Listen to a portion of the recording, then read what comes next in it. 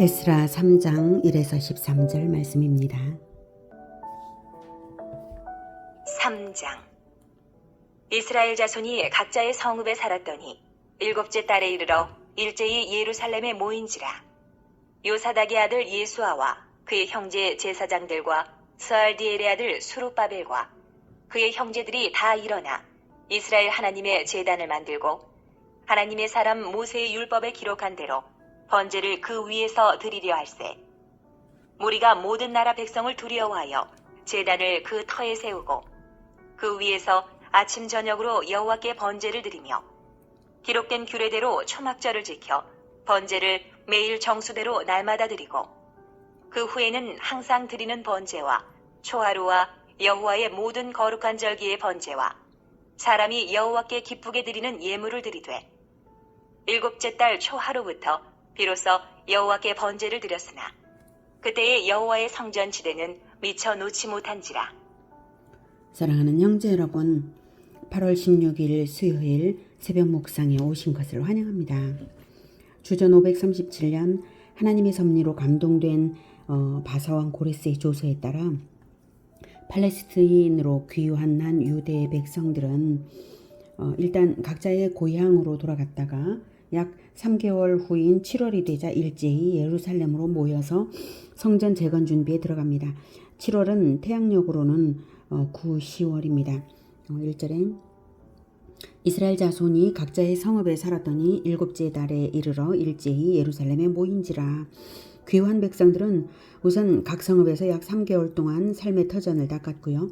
7월이 되자 자연스럽게 예루살렘에 모였습니다. 이스라엘의 종교력 7월은 1일이 나팔절, 10일이 속죄일, 15일부터 22일까지는 초막절이 있어서 매우 중요한 달이기 때문입니다.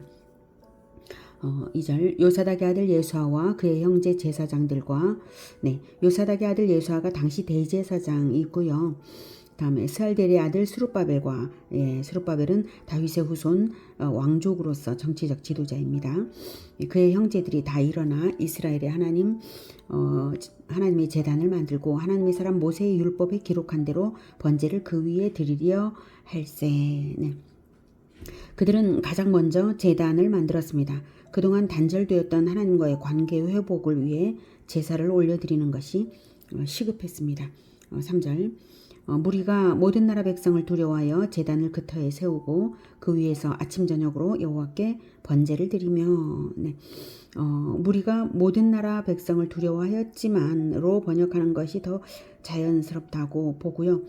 당시 귀환 백성 수는 소수인데 주변 이방 족속들은 다수였고요. 또 이방인들은 유다 족속이 돌아와서 다윗 왕국을 세우고자 하는 것을 경계하고 있었습니다. 과거 다윗 왕국의 그 영광을 생각할 때 다시 세워지면 자기들에게 굉장한 위기가 초래될 것이라고 생각을 하기 때문에 결코 다윗 왕국이 새로 세워지는 것을 기뻐하지 않습니다. 그래서 이방인들의 공격을 두려워한 것입니다. 하지만 이방인이 두려울수록 이스라엘은 더욱 하나님을 의지한 것입니다. 4절 기록된 규례대로 초막절을 지켜 번제를 매일 정수대로 날마다 드리고 초막절은 이스라엘 백성들이 출애굽하여 광야에서 장막 생활을 한 것을 기념하기 위해 지키는 절기인데요. 7월 15일부터 20일까지 일주일 동안 지킵니다.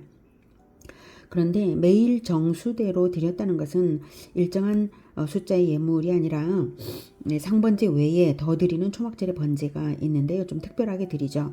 숫송아지의 경우 첫날에 13마리로 시작해서 다음 12마리, 11마리, 10마리 이렇게 매일 한 마리씩 줄어서 마지막 날에 7마리가 되면 그 다음 한 마리로 마지막 성회를 합니다.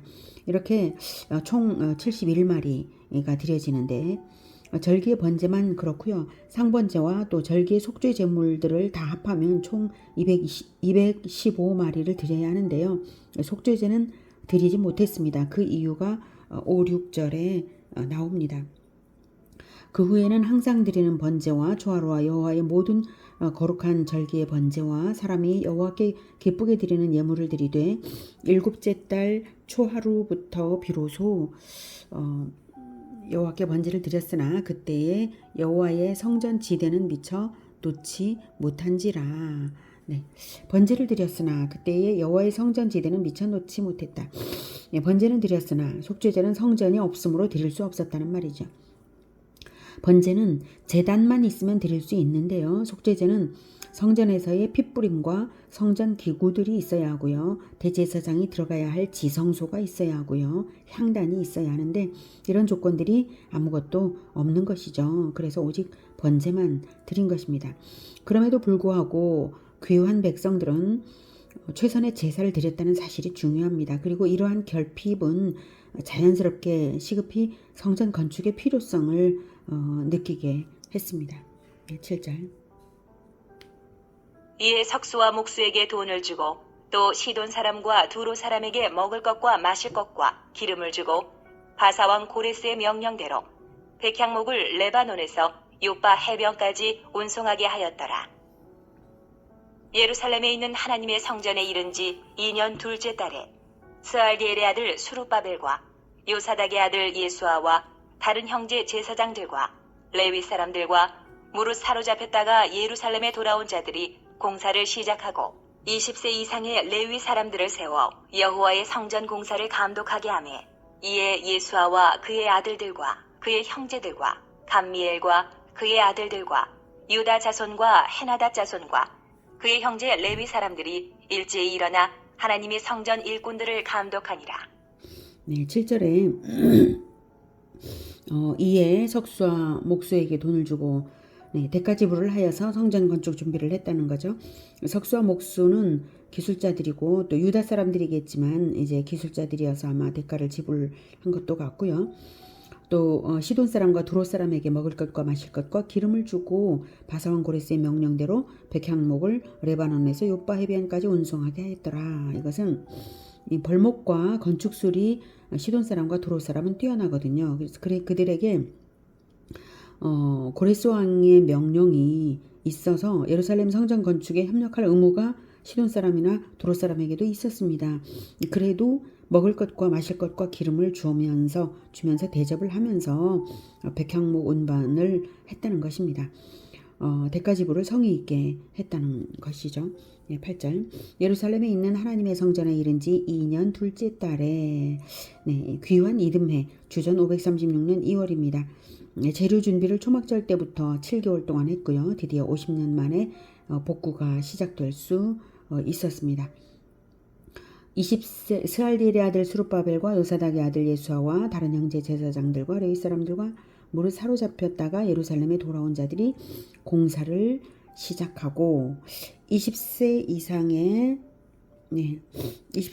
레위 사람들을 세워 여호와의 성전 공사를 감독하게 하매 레위인의 성전 봉사 연령이 본래는 30세였는데 이후에 하한 연령이 25세로 조정되고 다시 다윗 때는 20세로 조정이 되었습니다. 그래서 20세 이상인데요. 성전의 규격을 율법에 따라 정확하게 해야 하므로 율법을 아는 레위 사람들이 감독을 하는 것입니다. 9절. 이에 예수아와 그의 아들들과 그의 형제들과 간미엘과 그의 아들들과 유다 자손과 헤나닷 자손과 그의 형제 레위 사람들이 일제히 일어나 하나님의 성전 일꾼들을 감독하니라. 여기서 유다 자손은 유다 지파를 말하는 것은 아니고요. 레위 자손 중에 한 가문을 가리키는 것입니다. 이 구절 자체가 레위 사람들이 감독 일을 한 마음으로 일제히 일어나 수행했다는 것을 말하는 것이 초점이니까요. 10절. 건축자가 10절부터 듣겠습니다. 건축자가 여호와의 성전의 기초를 놓을 때에 제사장들은 예복을 입고 나팔을 들고 아삽 자손 레위 사람들은 재금을 들고 서서 이스라엘 왕 다윗의 규례대로 여호와를 찬송하되 찬양으로 화답하며 여호와께 감사하여 이르되 주는 지극히 선하심으로 그의 인자하심이 이스라엘에게 영원하시도다. 하니 모든 백성이 여호와의 성전 기초가 놓임을 보고 여호와를 찬송하며 큰 소리로 즐거이 부르며 제사장들과 레위 사람들과 나이 많은 족장들은 첫 성전을 보았으므로 이제 이 성전의 기초가 놓임을 보고 대성통곡하였으나 여러 사람은 기쁨으로 크게 함성을 지르니 백성이 크게 외치는 소리가 멀리 들리므로 즐거이 부르는 소리와 통곡하는 소리를 백성들이 분간하지 못하였더라.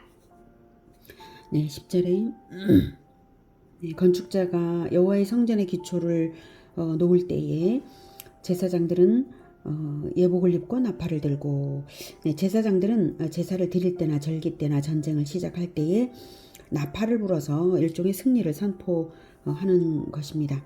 성전의 기초를 놓는 그런 일은 바로 하나님과의 언약 관계를 회복하여서 임마누엘의 하나님을 모시는 일이고요. 다시 이스라엘이 하나님 나라가 되고 구속사의 주역이 되는 그런 중대사입니다. 다윗의 규례대로 했다라고 나오는데요. 네, 나팔을 불고 아삽 자손의 레위 사람들은 재금을 들고 서서 이스라엘 왕 다윗의 규례대로 여호와를 찬송하되, 네, 다윗의 규례대로 했다는 것은 찬양대의 직무 규례와 음악 사용의 규정을 다윗이 정한 것이 있는데요. 예, 그것을 지켰다는 것인데, 하지만 다윗의 규례를 힘써 지켰다는 뜻이지 최대한 완벽하게 했다는 뜻은 아닙니다. 하나님을 찬양할 때는 원래 다윗의 정한 규례에는 비파와 수금과 재금을 다 연주했어야 해요. 아마도 그런데 이 귀한 백성들은 당시 형편이 어려웠는지 재금만을 들고 찬양했다는 것 자체가 이미 다윗의 규례에 미흡한 것이었기 때문이죠. 11절 3장 네. 11절 네, 찬양으로 화답하며 여호와께 감사하여 이르되 주는 지극히 선하심으로 그의 인자하심이 이스라엘에게 영원하시도다 하니 모든 백성이 여호와의 성전 기초가 놓임을 보고 여호와를 찬송하며 큰 소리로 즐거이 불렀는데요. 성전 건축은 하나님과의 언약관계 회복이고 하나님 나라의 시작이므로 큰 기쁨이 되지 않을 수가 없습니다. 성전 건축을 위하여 고레스 왕으로 하여금 조서까지 내리게 하시고 모든 것을 예비하신 하나님이십니다. 허락하신 것이 하나님의 지극한 인자하심이요 또한 영원히 변개하지 않을 언약임을 다시금 확인하게 되는 것이므로 감격하지 않을 수 없는 것이죠. 자, 그런데 12절에 제사장들과 레위 사람들과 나이 많은 족장들은 첫 성전을 보았으므로 이제 이 성전의 기초가 놓임을 보고 대성통곡했어요. 제사장들, 나이 많은 족장들은 50년 전에 파괴된 솔로몬 성전의 규모가 어떠한지를, 그 성전의 영광을 잘 알고 있죠. 레위 사람들도 지금 율법대로 감독을 하는 입장에서 그 규모를 잘 알고 있어요. 그 성전의 파괴가 주었던 그 절망과 서러움을 깊은 한을 가지고 있던 사람들입니다. 이 장로들은. 그만큼 새 성전의 건축에 대한 소망과 기대도 역시 클 수밖에 없고요. 새 성전의 기초가 놓이는 것이 그 무엇보다도 감격적인 사람들이죠. 그리고 또 지금 이 새 성전을 놓는 것은 제사를 드릴 때도 이제 주변의 이방인들을 두려워하면서 그래도 힘써 하나님을 의지하면서 드리고 있었잖아요. 지금 이 성전을 건축하는 것 자체가 주변에 많은 이방인들을 지금 눈치를 보면서 두려워하면서 조심스럽게 하고 있는 거예요. 사실 나중에 이제 느헤미야에도 보면 나오지만 성벽 건축을 굉장히 이방인들이 방해하고 이런 일들이 있거든요. 전투적인 그런 전쟁과 같은 상황까지도 막 벌어졌었어요. 자, 아무튼 이제 그런 상황에서 지금 성전을 기초를 놓고 있는 거예요. 그런데 과거에 그 성전의 규모에 비해서 매우 작은 규모의 기초를 보고 여러 가지 감정이 한꺼번에 터지면서 대성통곡을 한 것입니다. 기쁨이라고만도 슬픔이라고만도 말할 수 없는 그런 감정을 주체할 수가 없었던 거예요. 마치 수십 년 만에 이산가족 상봉이 분명히 기쁨인데도 하얗게 머리가 센 상대방을 서로 바라보면서 통곡을 할 수밖에 없었던 것처럼 말이죠. 어떻게 설명을 하기가 쉽지 않죠. 오랜 세월 간절한 그리움과 깊은 한스러움을 꾹꾹 눌러 참던 이 장로들은 이 감격의 순간에 모든 감정이 한꺼번에 터져버리고 만 것입니다. 그러나 젊은 사람들은 솔로몬 성전을 본 적이 없었으므로 성전의 기초가 놓이는 것만으로도 크게 기뻐 함성을 지른 것이죠. 그 소리가 섞여서 멀리까지 들렸고 또 통곡인지 기쁨인지 함성인지 분간되지 않았지만 분명한 것은 이제 이스라엘 자손은 과거의 수치와 굴욕을 벗고요. 하나님 나라의 영광을 회복할 단계에 이르렀다는 사실입니다. 외양이 어떻든 간에 바로 그 하나님 나라의 영광이 지금 회복되고 있다는 거죠. 그들이 짓는 것은 건축물인가요? 관계의 회복인가요? 그들이 짓는 것이 건축물인가요? 공동체인가요? 건축물만이 아니라 관계의 진정한 회복이고 진정한 공동체성이 회복이 되어야 함을 뼈저리게 느꼈기에 울고 웃을 수밖에 없었던 것 아닐까요? 성전의 건축이 이러한 것을 생각할 때에 우리는 이것이 어떤 의미로 우리에게는 다가와야 하나요? 우리는 건축을 하는 자들은 아닙니다. 건물은 다만 예배당일 뿐이고 장소일 뿐이지만 예배하는 우리 자체가 움직이는 성전입니다. 우리 자체가 어떻게 지어져 가는가에 하나님의 모든 관심이 집중되어 있다고 해도 과언이 아닐 것입니다. 우리는 우리가 지어져야 할 전모를 알지 못합니다. 우리가 예수님을 온전하게 알고 있는 것이 아니라 알아가고 있는 중일 뿐이니까요. 그러나 하나님은 우리가 지어져야 할 전모를 알고 계십니다. 우리의 현재적인 실존을 보시면서 하나님은 함성을 지르실까요? 눈물을 흘리실까요? 진정 우리의 지어져가는 영광스러운 모습을 보시고 하나님께서 기뻐 춤추실 수 있으시기를 간절히 기원합니다. 기도하겠습니다. 하나님, 우리 공동체의 모습은 하나님의 눈에 어떠한지요? 무너져 내리고 있는지, 지어져 가고 있는지요? 하나님, 한국교회를 다시금 회복시켜 주시기를 간절히 원합니다.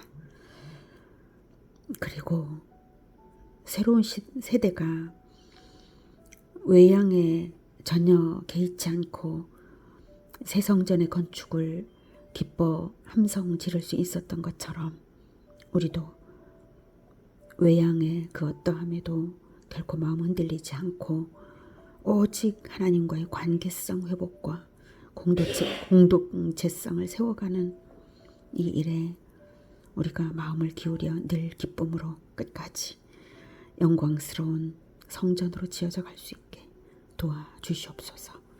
예수 그리스도 이름으로 기도드립니다. 아멘. 이어지는 시간은 개인 기도 시간입니다.